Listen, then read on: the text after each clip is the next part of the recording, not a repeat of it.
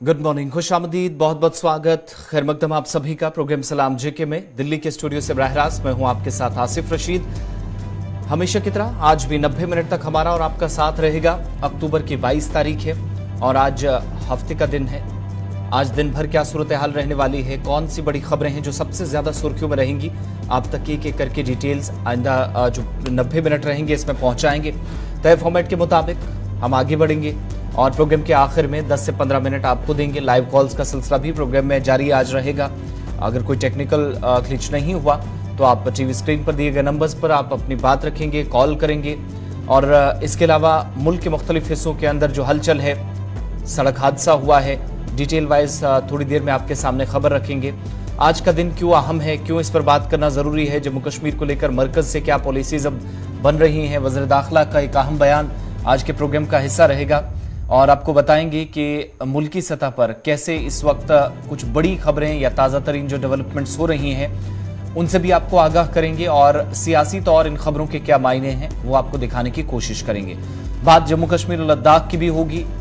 जो तरजीहात में रहता है और जम्मू कश्मीर के अंदर इंतजामिया की तरफ से आने वाले कुछ दिनों के अंदर एक बड़ी हिकमत अमली जो बन चुकी है ऑलमोस्ट और हतमी फैसला लिया जा सकता है। बच्चों के हवाले से डिटेल्स थोड़ी देर में आपके सामने रखेंगे। साथ ही साथ आपको बताएंगे कि जम्मू कश्मीर के अंदर कुछ ऐसे तरक्याती मंसूबे जो सरकार ने हाथ में लिए, लेकिन कई बरस गुजरने के बावजूद भी इन तरक्याती मंसूबों को अभी तक पाए तकमील तक ना पहुंचाने के पीछे वजूहात क्या हैं, ये जानने की कोशिश करेंगे। कई अहम इदारे हैं जिनके अंदर अभी भी कमियां हैं, खामियां हैं, जिसकी वजह से सरमा के दौरान आप देखेंगे काफ़ी शोर शराबा होगा, परेशानियां होंगी। मौसम के भी हाल अहवाल या ताज़ा तरीन जो अपडेट हैं वो आपको बताएंगे। इसके अलावा आज के प्रोग्राम की जहां तक बात है तो जैसे जैसे आगे बढ़ेंगे आपको ये भी बताएंगे कि जम्मू के अंदर जो अहम मकामात हैं या जो मजहबी मकामात कह लीजिए, जिनमें शिवखोड़ी भी है, कटरा है, वहाँ मजीद मंसूबे सरकार की तरफ से तैयार किए गए हैं। उन पर भी डिटेल वाइज आपके सामने थोड़ी देर में खबर रखेंगे आगे चलकर। और साथ ही साथ आपको बताएंगे कि सरकार ने जब मीटिंग्स का सिलसिला शुरू किया है तो क्या अफसरान को डायरेक्शंस दी गई हैं और एक अहम प्रेस कॉन्फ्रेंस, पहले कहा जा रहा था कि सिर्फ प्रेस कॉन्फ्रेंस तक है, लेकिन अब कहा जा रहा है कि आलमी सतह की बड़ी कॉन्फ्रेंस है जो जम्मू के अंदर होगी। उसकी भी शुरुआत आइंदा कुछ दिनों में होने जा रही है और अफसरान मुल्क भर से गुड गवर्नेंस का जो मंत्र है वो सीखने के लिए जम्मू कश्मीर मरकज के ज़ेर इंतज़ाम इलाके जाएंगे। इसके अलावा प्रोग्राम में दीगर मौज़ूआत भी रहेंगे, आगे चलकर सारी डिटेल्स आपके सामने रखेंगे। लेकिन प्रोग्राम का आगाज करने से पहले जब हम खबरों की तरफ जाएंगे या तय फॉर्मेट के मुताबिक आज के दिन पर बात करेंगे तो आपको बताएं कि टेलीविजन स्क्रीन पर देखने के अलावा हमारी ऑफिशियल वेबसाइट www.gulistannews.in पर आप हमारे साथ ज्वाइन कर सकते हैं। एक क्लिक पर आप हमारे न सिर्फ जम्मू कश्मीर की बल्कि मुल्क के तमाम हिस्सों या दुनिया भर की तमाम बड़ी खबरें आपके सामने होंगी, ताज़ा तरीन अपडेट्स होंगे। इसके अलावा उस सर्वे का, पॉलिटिकल सर्वे का हिस्सा बनिए जो गुलिस्तान न्यूज़ ने शुरू किया। कुछ सवालात हैं आपसे जुड़े हुए और आपके जवाबात जम्मू कश्मीर की किस्मत, जम्मू कश्मीर के अंदर हिकमत अमली तमाम चीज़ें तब्दील कर सकती हैं। डिटेल्स वहाँ पर हैं, एक एक करके उस पॉलिटिकल सर्वे में भी हिस्सा लीजिए। बस कुछ दिन जो है वो बाकी हैं, चंद दिनों में आपकी आरा जानने का भी हमें इंतजार रहेगा, तो उस पॉलिटिकल सर्वे का हिस्सा बनिए। फेसबुक पे जाएंगे तो सबसे ऊपर आपको लिंक मिलेगा, उस पर भी आप क्लिक कर सकते हैं। ट्विटर पर है, इंस्टाग्राम पर है, कू पर है, हर जगह आपको इस सर्वे का हिस्सा बनने के लिए एक मौका दिया गया है। आप अपनी बात रखिएगा कि जम्मू कश्मीर में क्या सही क्या गलत है। और आज चूंकि शुरुआत में मैंने कहा हफ्ते का दिन है और आज तारीख 22 है, 22 तारीख का खास क्यों है, क्यों बात करना है, स्टूडियो में गौहर कुछ मेरे साथ मौजूद हैं, शुरुआत वो करेंगे आज के प्रोग्राम की। बहुत बहुत शुक्रिया आसिफ रशीद। तो प्रोग्राम की शुरुआत में बात करेंगे तारीख में आज के दिन के हवाले से, यानी कि आज 22 अक्टूबर, आज ही के दिन क्या कुछ हुआ है मुल्की और आलमी सतह पर चंद अहम मालूमात है जो हम आपके साथ शेयर करेंगे। वो तो आज ही के दिन यानी कि 22 अक्टूबर साल 1867 में नेशनल यूनिवर्सिटी ऑफ कोलंबिया का सिंह बुनियाद रखा गया, वो आज ही का दिन था। और आज ही के दिन 1875 में अर्जेंटीना में पहले टेलीग्राफिक कनेक्शन का आगाज हुआ है। और आज ही के दिन यानी कि 22 अक्टूबर 1883 में न्यूयॉर्क में ओपेरा हाउस का इफ्तिताह हुआ वो आज ही का दिन था। और आज ही के दिन साल 1900 में भारत के मशहूर मुजाहिद आज़ादी इशफाक उल्लाह खान की पैदाइश हुई है, वो आज ही का दिन था। और आज ही के दिन 22 अक्टूबर साल 1975 में खलाई जहाज वीनस 9 की ज़हरा सयारे पर लैंडिंग हुई है। और आज ही के दिन साल 2008 में इसरो ने हिंदुस्तान का पहला चंद्रयान मिशन चंद्रयान 1 शुरू किया। और आज ही के दिन 22 अक्टूबर साल 1937 में हिंदी फिल्मों के मशहूर अदाकार कादिर खान की पैदाइश हुई। और आज ही के दिन साल 2016 में यानी कि 22 अक्टूबर साल 2016 में हिंदुस्तान ने कबड्डी वर्ल्ड कप जीता था, वो आज ही का दिन था। तो नाजरीन, ये थी चंद मालूमात मुल्की और आलमी सतह पर जो हमने आपके साथ ही शेयर की। बाज़ाब्ता तौर पर खबरों की शुरुआत होगी और खबरों की शुरुआत करेंगे आसिफ रशीद। बिल्कुल, आगाज करते हैं आप खबरों का और सबसे पहले आपको लिए चलते हैं उस सड़क हादसे की तफसीलात की जानिब जिसने आज सुबह सुबह मुल्क के अंदर हलचल मचा दी और एक बार फिर दुख और यूं कह लीजिए कि फिजा सोगवार है। मध्य प्रदेश से खबर, जहां सुहागी पहाड़ में 3 गाड़ियां आपस में टकराई, तसादुम हुआ और खौफनाक तस्वीर थी। 14 मजदूरों की अब तक मौत की खबर है, 40 जख्मी हुए हैं। और यह हादसा मध्य प्रदेश के उस हाईवे के ऊपर हुआ है जहां पर रेस्क्यू ऑपरेशन ऐसे चल रहा है कि बस में, यानी हादसा हुआ, बसेज आपस में टकराई, कुछ गाड़ियां जो सामने से आ रही थी, बहुत सारे लोग जो मुसाफिर थे अभी भी यहाँ इस हादसे की वजह से फंस गए। उनको रेस्क्यू करने के लिए, उनकी जान बचाने के लिए मकामी सतह पर ऑपरेशन और तेज किया गया, जिनमें पुलिस लोकल लेवल पर काम कर रही है, सिविल इंतजामिया काम कर रही है। लेकिन 14 मजदूरों की खबर के साथ आज सुबह का आगाज हुआ मध्य प्रदेश से, जहां पर रेवाड़ी के अंदर यह हादसा हुआ है। 3 बसेस, बल्कि एक तरफ से जाने वाली बस और सामने से आने वाली 2 गाड़ियां जब आपस में टकराई, तीसरी का भी बैलेंस बिगड़ा, वो भी टकराई। और सुहागी इलाका है, ये वो तस्वीरें आपके सामने हैं। इस हादसे के बाद नेशनल हाईवे के ऊपर गाड़ियों की आमदोरफ्त भी मुतासिर हुई, लेकिन कुल मिलाकर इस स्लीपर, ट्रक और तीसरी गाड़ी जो इस जद में आई, इन 2 गाड़ियों के 14 मजदूर अपनी जान गंवा बैठे हैं। जी नाजरीन, बात करेंगे मध्य प्रदेश में आज अल सुबह ही जिस तरह से हादसे की खबर आई है। रिवा इलाका है जहां पर सुहागी पहाड़ी रिवा का एक इलाका है जहां पर इसके नजदीकी हाईवे पर यह हादसा पेश आया है, जहां पर एक बस और ट्रॉली के दरमियान जोरदार तसादुम हुआ और जिसके नतीजे में बस में सवार 40 अफराद जो जख्मी हुए हैं, जबकि 14 अफराद की मौत हुई है। इन 40 अफराद में से 20 को प्रयागराज अस्पताल मुंतकिल किया गया और माना जाता है कि जो बस में सवार लोग थे वो सभी यूपी से थे और ये गाड़ी जो ये बस जो हैदराबाद से गोरखपुर जा रही थी, हादसा पेश आया है। और माना जाता है कि जो अफराद जख्मी हुए या जाँ बहक हुए उनमें से कुछ ऐसे भी हैं जो एक ही खानदान से, एक ही फैमिली से ताल्लुक़ रखते हैं, यानी कि 2-2, 3-3 अफराद जो है वो एक ही फैमिली से उनका ताल्लुक़ है। ये फिलहाल इब्तिदाई रिपोर्ट के मुताबिक बताया जाता है। ये सड़क दिलदोज सड़क हादसा जहां पर 40 अफराद जख्मी और इन जख्मियों में से जहां पर 20 को प्रयागराज अस्पताल मुंतकिल किया गया। माना जाता है कि 40 में से कई अफराद की हालत नाजुक जो है वो बताई जाती है और इस सिलसिले में उनका इलाज जो पहले जारी है, लेकिन बताया जाता है कि कई अफराद की हालत जो है वो नाजुक है, लेकिन 14 अफराद की इस हादसे में, दर्दनाक हादसे में मौत हुई है। सुबह का आगाज आज इस हादसे की खबर के साथ हुआ है जहां पर ऐसी सूरत हाल बनी और इन सब के बीच में अब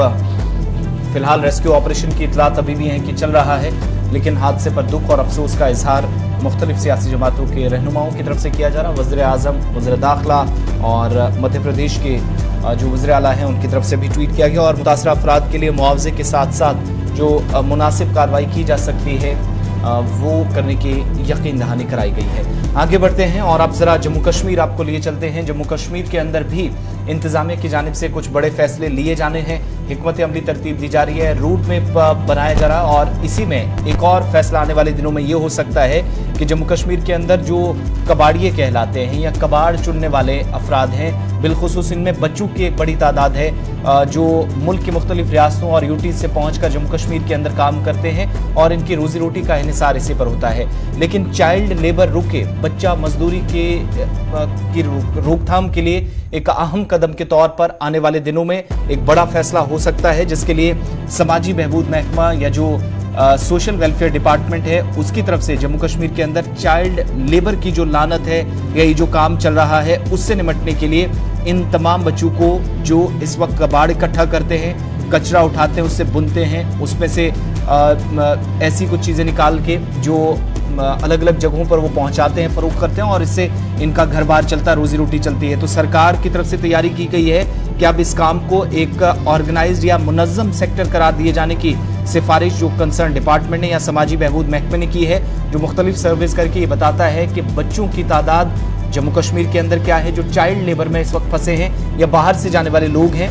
उनमें ज़्यादातर बच्चे हैं जो इस काम के साथ जुड़े हैं। लेकिन कैसे इंतज़ामिया इस काम को आगे अंजाम देगी, हिकमत अमली कैसे तरतीब दी जाएगी और एक मुनज़्ज़म सेक्टर करार दिए जाने के पीछे वजूहात क्या हैं, इस पर मज़ीद तफसीलात के लिए हमारे साथ कश्मीर ब्यूरो चीफ हिलाल हंजूरी है। हिलाल, क्या ये असल में मनसूबा है और क्या इससे बदलने वाला है जो पहले एक तजवीज़ गई थी सोशल वेलफेयर डिपार्टमेंट की तरफ से आला हुकाम के पास, और अब तैयारी ये है कि ये जो कचरा जमा करने वाले या कबाड़िए हैं, इनमें बच्चों की अच्छी खासी तादाद है, इनको कम से कम चाइल्ड लेबर से दूर रखा जाए, इसको मुनज़्ज़म सेक्टर करार दिया जाएगा। कैसे ये तमाम चीजें मुमकिन है, क्या प्लान है ये सरकार का?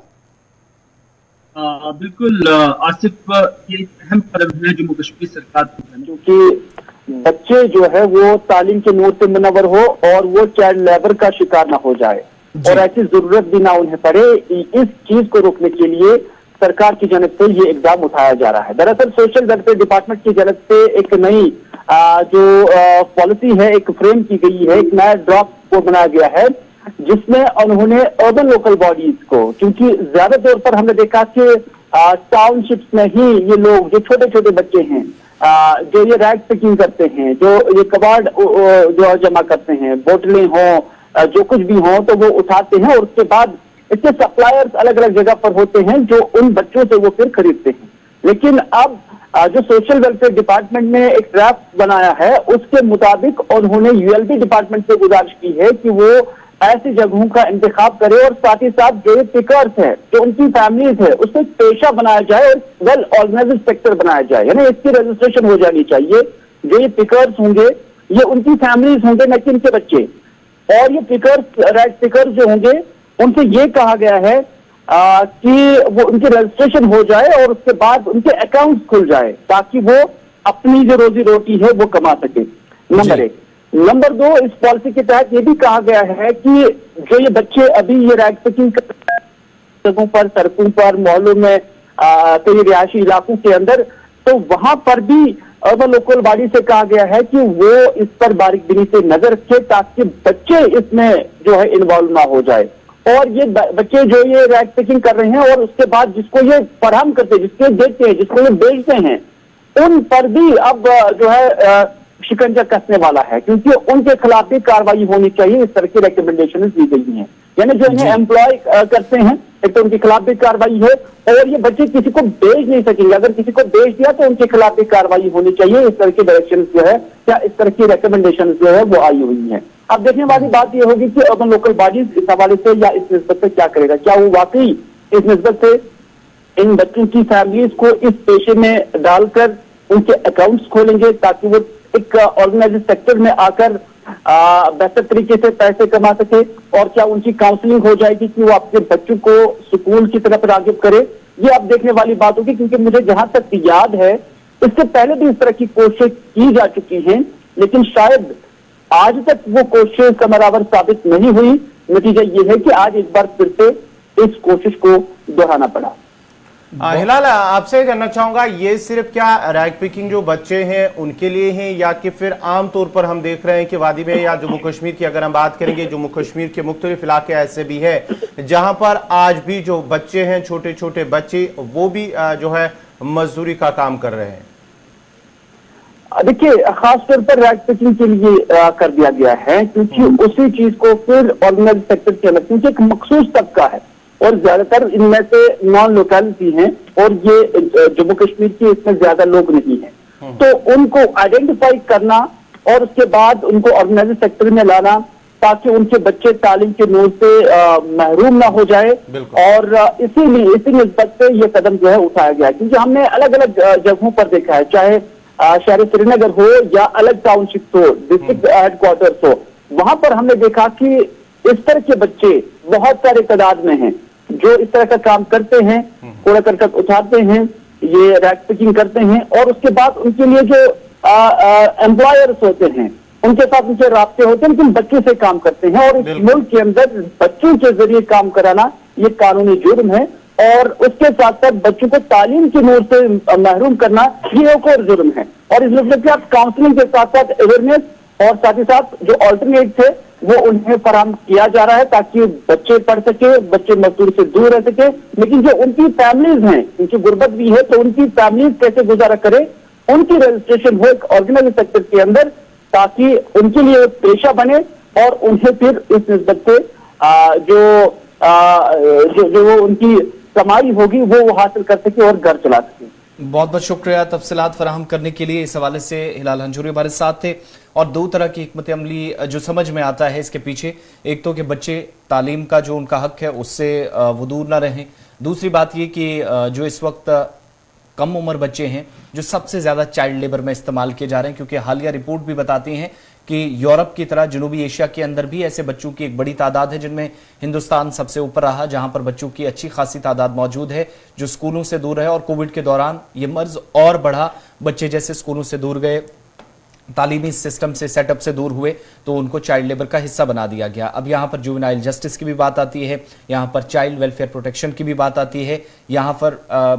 बच्चों की जो एजुकेशनल पॉलिसी बच्चों के लिए होनी चाहिए, और वो बच्चे जिनके वालिदैन ये सारी चीज़ें अफोर्ड नहीं कर सकते वो क्या करेंगे। सरकार तो कह रही है कि मुनज़्ज़म सेक्टर के तौर पर इसे तैयार बनाया जाएगा, ये इस वक्त का प्लान है, लेकिन कैसे बनेगा ये भी एक बड़ा सवाल है। अभी हमने देखा था कि 4-5 माह कबल भी इस तरह की कोशिश की गई थी, लेकिन कोई खास फर्क उसके बाद या कोई ऐसी डिटेल सामने नहीं आई इंतजामी सतह पर जहां से मान सके। और जम्मू कश्मीर के किसी एक हिस्से की बात नहीं है, मुख्तलिफ अजला के अंदर ये काम होता है, जो कचरा है उसमें से उठाकर ये काम ये तमाम लोग, इनमें बच्चों की ज़्यादा तादाद है, वो करते हैं और अपने वालिदैन का सहारा बनते हैं, काम काज करते हैं। पीर पंचाल से लेकर जम्मू प्रोविंस तक पूरे एरिया में और वादी के मुख्तलिफ अजला में ये काम आज के वक्त में भी होता है। अब सबसे बड़ा रोल अगर इस पर कोई है, किसी का है, संजीदगी से अगर काम हो, तो अर्बन लोकल बॉडीज़ का है, म्यूनसिपल कॉर्पोरेशन और कमेटीज़ का है, जिनके हुदूद में सबसे ज़्यादा इस तरह के काम होते हैं। अगर उन्हें जिम्मेदारी दी जाए तो शायद ये चीज़ बहुत हद तक कम हो सकती है, सुधर सकती है। आगे बढ़ते हैं, बात एक और मरकज़ की पॉलिसी की करते हैं जो आने वाले दिनों के अंदर मुल्क के मुख्तलिफ हिस्सों में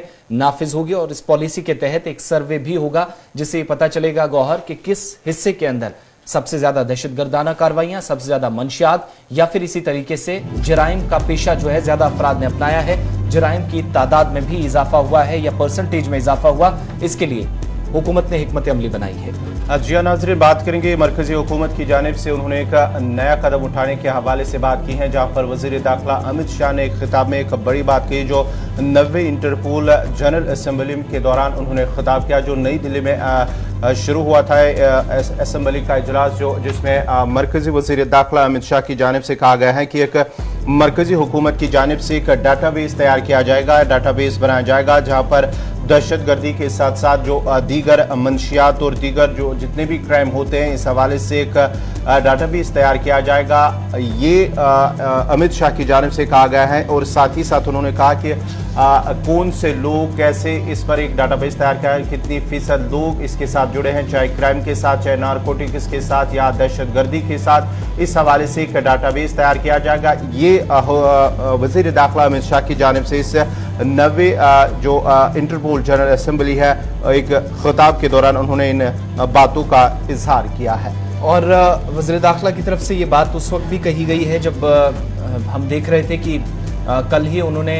दिल्ली के अंदर एक तकरीब का जब हिस्सा थे, पुलिस शहीदी दिवस या यादगारी दिन जो मनाया जा रहा था, इस पर भी उनकी तरफ से बात की जा रही थी। लेकिन अब ये जो मुल्क के अंदर मुख्तलिफ हिस्सों में मंशियात के खात्मे के लिए काम करना ज़रूरी है, दहशतगर्दाना कार्रवाइयाँ जहाँ पर हुई या होती रही हैं, और इक्तसादी तौर पर जो जराइम है इसका डेटा तैयार किया जाएगा जो अब वजारत के सामने होगा। बयान जो सरकारी तर्जुमान की तरफ से जारी किया गया उसमें कहा कि इंटरपोल की जो 90वीं जनरल असेंबली के इख्तामी इजलास से खिताब किया गया, जिसकी शुरुआत वज़ीर आज़म ने की थी और UN के जनरल सेक्रेटरी एंटोनियो गुतेरेस की तरफ से की गई थी। अमित शाह की तरफ से कहा गया कि ICJS की शक्ल में फौजदारी इंसाफ, इसके अलावा कोर्ट्स, जेल, फॉरेंसिक्स और प्रोसिक्यूशन की बुनियाद पर ये तमाम ऐसे सुतून हैं जिन पर हर एंगल से काम करके ये डेटाबेस तैयार किया जाएगा। और भारत सरकार की तरफ से साइबर क्राइम के खिलाफ एक जामे रिस्पॉन्स सिस्टम को यकीनी बनाने के लिए इंडियन जो साइबर क्राइम कोऑर्डिनेशन सेंटर है उसके तहत काम होगा, उसके तहत कायम किया जाएगा। और ये भी इसमें बताया गया है कि आदादोशुमार और जो इस्लाहात की ज़रूरत है कहीं पर, वो आदादोशुमार सामने रख कर किया जाएगा और जिस तरीके से केसेस होंगे, जराइम की नौयत क्या है, उस हिसाब से उसके साथ डील किया जाएगा। ये इस बार का मंसूबा है। ये बात तो मरकज़ की थी, जो आप देखेंगे कि आने वाले वक्त में पॉलिसी तैयार की जाएगी, उस हिसाब से सर्वे होगा। लेकिन बात जम्मू कश्मीर की जब शुरुआत में हमने की, तो आपको वापस जम्मू लिए चलते हैं। एक अहम कॉन्फ्रेंस 25 तारीख से शुरू होने जा रही है और जहां पर तैयारियां बड़े पैमाने पर इस कॉन्फ्रेंस के लिए की जा रही थी, कई अहम शख्सियात इस कॉन्फ्रेंस का हिस्सा बनेंगी। लेकिन जम्मू के अंदर होने वाले इस कॉन्फ्रेंस में बड़ी बात यह है कि बाहर से मुल्क के मुख्तलिफ हिस्सों से गौहर अफसरान जाएंगे कि गुड गवर्नेंस का मंत्र क्या है, ये सीखने के लिए। बिल्कुल, ये जम्मू के अंदर जहां अगले माह यानी कि 25 नवंबर से 2 रोज़ा इजलास से शुरू होगा बाज़ाब्ता तौर पर कटरा के अंदर, और इस सिलसिले में तैयारियां शुरू की जा चुकी है। और मानना है कि इस ये जो 2 रोज़ा इजलास होगा, नेशनल गुड गवर्नेंस कॉन्फ्रेंस होगी, इसमें जो है मुल्क की मुख्तलिफ रियासतों यानी कि सभी रियासतों से लोग आएंगे, जो अफसरान हैं वो वहाँ पर पहुँचेंगे और इस कॉन्फ्रेंस के दौरान उन्हें गुड गवर्नेंस कैसे ज़मीनी सतह पर जो है काम करना होगा, बेहतर काम करना होगा, उसके साथ साथ ही लोगों के जो मसाइल मुश्किलात है वो दूर करने के हवाले से वो ये 2 रोज़ा कॉन्फ्रेंस होगा। ये बाज़ाब्ता तौर पर इसकी शुरुआत 25 नवंबर से होगी कटरा के अंदर, जम्मू के कटरा इलाके के अंदर। और साथ ही साथ उन्हें इस कॉन्फ्रेंस के दौरान जो गुड गवर्नेंस की ट्रिक्स है, कैसे चलाते हैं गवर्नेंस को, कैसे चलाते हैं इंतजामिया के, वहाँ पर काम किस तरह से किया जाता है साफ और शफाफ तरीके से, इस सिलसिले में ये 25 नवंबर 25 और 26 नवंबर से को ये 2 रोज़ा कॉन्फ्रेंस जो है वो जारी रहेगी। और मुल्क की मुख्तलिफ जो है रियासतों से वहाँ पर अफसरान आएंगे और साथ ही साथ LG मनोज सिन्हा भी इसमें बाज़ाब्ता तौर पर मौजूद रहेंगे। और इसकी जो है कोलाबोरेशन है वो जो है union ministry of administrative reforms के साथ इसकी जो है वो इश्तराक से इस कॉन्फ्रेंस का 2 रोज़ा कॉन्फ्रेंस का जो है वो जारी रहेगा। बड़ी बात यह है कि जो इंतजामी अफसरान हैं वो भी श्री माता वैष्णो देवी के बेस कैंप में यानी कटरा के अंदर जमा होंगे। गुड गवर्नेंस के जो तरीकाकार हैं उसको सीखा जाएगा, उस पर मबनी ये कॉन्फ्रेंस होगी। और 25 नवंबर से जब कॉन्फ्रेंस शुरू होगी तो इस अहम जो कौमी सतह की कॉन्फ्रेंस है, इसको ठीक करने के लिए यानी कामयाबी के साथ इसको अंजाम दिया जा सके, कॉन्फ्रेंस का इनेकाद हो सके, रियासती इंतजामिया ने पहले से तैयारियां शुरू कर ली हैं। डॉक्टर जितेंद्र सिंह ने खुद अफसरान के साथ राब्ता करके कॉन्फ्रेंस को और बेहतर तरीके से कराने के लिए पहले ही हिदायत जारी की। और इस कॉन्फ्रेंस का एहतमाम इंतजामी इस्लाहात मरकजी वजारत के ताउन से किया जाएगा। इसमें मुल्क भर से इंतजामी महकमों के जो नुमाइंदे हैं, उनके अलावा यूनियन टेरिटरी के इंतजामी अफसरान भी शिरकत करेंगे। जो एडमिनिस्ट्रेटिव ऑफिसर्स हैं उन पर सबसे बड़ी जिम्मेदारी। और कॉन्फ्रेंस का जो बुनियादी मकसद है वो मुल्क की मुख्तलिफ रियासतों में अवामी मफाद में किए जाने वाले जो इंतजामी इस्लाहात हैं और नए इकदामात, उनके बारे में मालूमात का तबादला करना होगा, ताकि मुल्क की ज़्यादातर रियासतें अवामी मफाद में बेहतर तरीके से काम कर सकें, उस तरीक़ाकार को अपना सकें जो एक रियासत के अंदर, एक यूटी के अंदर अपनाया जाता है, जिससे कम से कम अवाम भी मुतमईन नजर आए। लेफ्टिनेंट गवर्नर मनोज सिन्हा ने जनरल एडमिनिस्ट्रेशन डिपार्टमेंट के अलावा दीगर जो इंतजामी महकमे हैं उनको भी मजबूत करके कौमी सतह की कॉन्फ्रेंस को कामयाब बनाने के लिए गाइडलाइंस भी जारी कर दी हैं। और मरकजी जो राब्ता कमेटी है, उसके अलावा रियासती इंतजामिया की जानिब से ट्रांसपोर्ट कमेटी और हाउसिंग कमेटी भी तश्कील दे दी गई है, ताकि यूटी के अंदर आने वाले दीगर रियासतों के जो इंतजामी अफसरान हैं उन्हें किसी किस्म की तकलीफ का सामना न करना पड़े। उनकी रिहाइश, उनके खाने पीने का सारा इंतजाम जो है वो इन 2 कमेटियों ने करना है, तो उनको भी सीधे तौर पर लेफ्टिनेंट गवर्नर की तरफ से हिदायत दे दी गई हैं। तो कल और परसों का दिन गुजरेगा, उसके बाद हम देखेंगे मंगल से इस कॉन्फ्रेंस का आगाज हो जाएगा और कॉन्फ्रेंस में बाहर के अफसरान पहले से कल या परसों से आना शुरू हो जाएंगे।